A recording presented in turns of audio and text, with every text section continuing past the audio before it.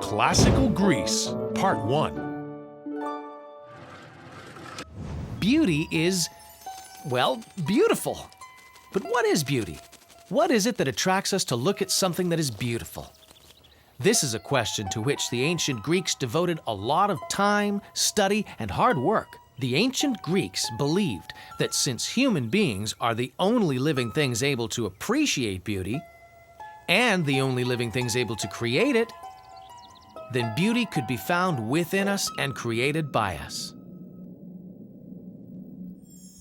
Aside from the ability to create beauty, human beings also had virtue. Virtue is that very special and uniquely human quality of wanting to create perfection in every aspect of our lives. That humans should pursue the qualities of beauty and virtue was a profound idea. But if there's one thing the ancient Greeks did well, it was come up with big ideas. In fact, many of the principles of our modern society, even the way people see and think of the world today, was influenced by this group of people living on the Aegean Sea 2,600 years ago. The Iliad and the Odyssey. There are two very important stories that contained the essence of the Greek spirit. Ta-da! The Iliad and the Odyssey. Just like some movies or books are really popular today, in ancient Greece, these were the stories that everybody talked about. These stories were epic. They were about ancient warriors wearing shining armor and bronze helmets decorated with manes of hair, bravely fighting against each other for the love of a beautiful woman. Thank you. Not only did I, Homer, come up with the greatest stories of our age, but I wrote both as poems. How amazing am I? The Iliad was about a famous war called the Trojan War. It lasted 10 years and began with a beauty contest. It seems that Paris, a Trojan prince, was named judge to choose the most beautiful goddess. Aphrodite, who was the goddess of love, was very eager to win, and she promised Paris that if she won, she was going to give him the love of the world's most beautiful woman. You can have the world's most beautiful woman, but I have to win, okay? When Aphrodite won, Paris felt he had the right to abduct Helen, who was the most beautiful woman at the time.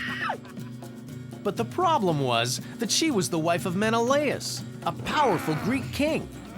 This made Menelaus very angry and made his brother, the even more powerful Agamemnon, even angrier. Agamemnon and the Achaeans declared war on Paris and the Trojans. In this war, heroes like Achilles and Hector became legendary figures. They fought bravely against each other to uphold the honor of their people and protect their friends. There was another hero who became famous in the Trojan War, and that was Odysseus. He was very clever and used his intelligence in a very memorable way. He came up with the now famous plan of how to defeat the Trojans. Odysseus pretended to retreat and left a huge wooden horse as a gift outside the walls of Troy. The naive Trojans brought the large wooden horse into their city, and when night fell, Greek soldiers hiding inside the horse came out and captured Troy by surprise. That's how the war ended, all thanks to Odysseus' clever trick, which gave victory to the Greeks. This is where the story of the Iliad and the Trojan War ends. The next great story was called the Odyssey, and it picks up with Odysseus, who took 10 years before he was able to return to his homeland. Odysseus had an incredible adventure involving sea monsters, lovesick sirens, one-eyed giants, wicked witches, and many other exploits. So let's go back and talk about the person who came up with these two stories. Stories which are the foundation of all Western literature. Well, it's believed they were written by the same person, Homer, a blind poet. Unfortunately, we know very little about this mysterious troubadour, but he has influenced the way we tell stories for thousands of years.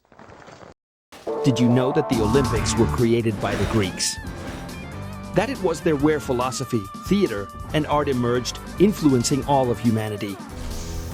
Now, get ready to find out how this group of men and women, scattered along the shores of the Mediterranean Sea, laid the foundations for all of Western culture. Remember to give us a like and subscribe to get updates on new videos. If you want to support us, you can join the channel to see tons of unlimited bonus content. On our channel, you'll find more videos about Greece and other historical events and scientific discoveries that will thrill you and make you fall in love. Can you? Making things that were beautiful was one of the things the ancient Greeks did best.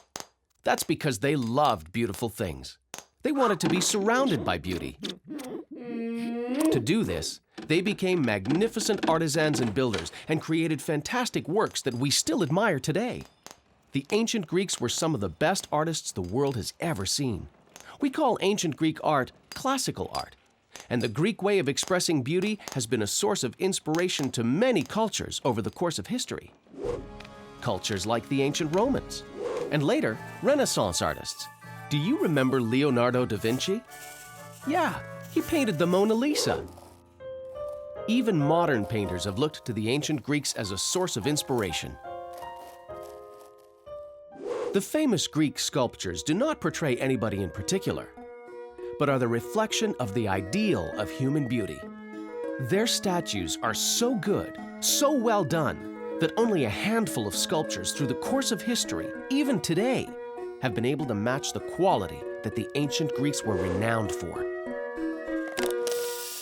In this video, we've highlighted the pursuit of beauty and virtue as the foundation of Greek culture.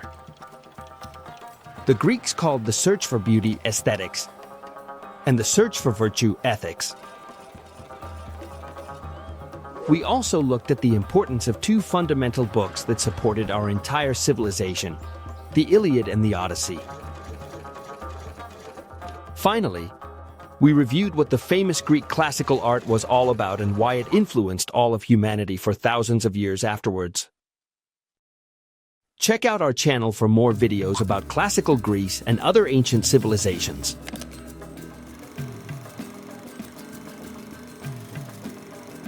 There was a man in Greece who, from a very young age, had the biggest dreams that anyone could imagine.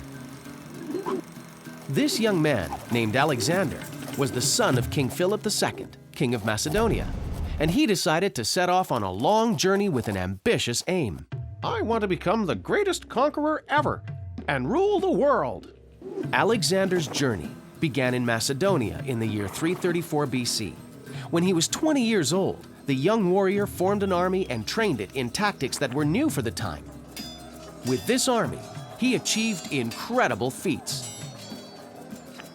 Let's see, I conquered here and over here and pretty much the whole ancient world, even over here.